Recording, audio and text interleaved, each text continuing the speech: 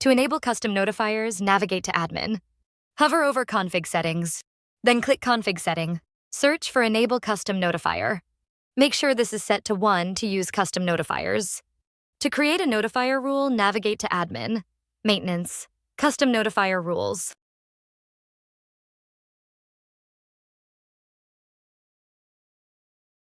Click the Create Rule button to set up a new rule.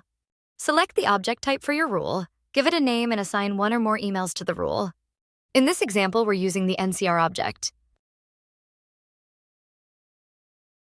Multiple emails can be used by separating with a comma.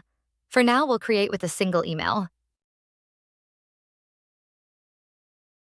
After clicking the Create Rule button, you will need to set up conditions. There are many possibilities here, but we will go through a single example to trigger a notifier for when an NCR is due in 3 days. To do this, I will add the condition Duedate Equals Today plus 3 days.